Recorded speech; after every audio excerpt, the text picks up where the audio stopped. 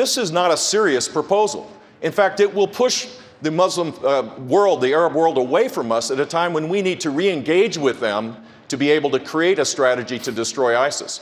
So Donald, is great at the one-liners, but he's a chaos candidate, and he'd be a chaos president. Jeb doesn't really believe I'm unhinged. He said that very simply because he has failed in this campaign. It's been a total disaster.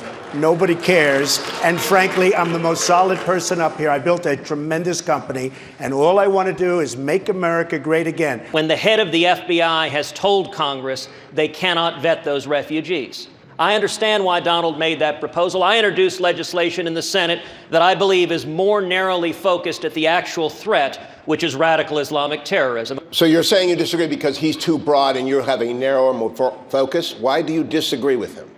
Well, I'm reminded of what FDR's grandfather said. He said, all horse thieves are Democrats, but not all Democrats are horse thieves.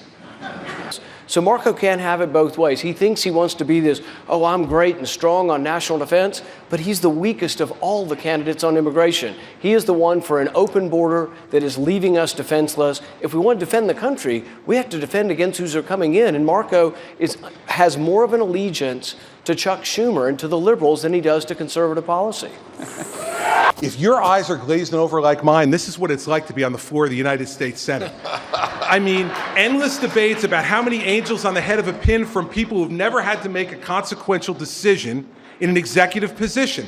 The fact is, for 7 years, I had to make these decisions after 9/11. Should these Silicon Valley companies be forced to cooperate with the FBI? They do not need to be forced. They need to be asked to bring the best and brightest, the most recent technology to the table. I was asked as a CEO. I complied happily, and they will as well, but they have not been asked. That's why it cost billions of dollars to build an Obama website that failed, because the private sector wasn't asked.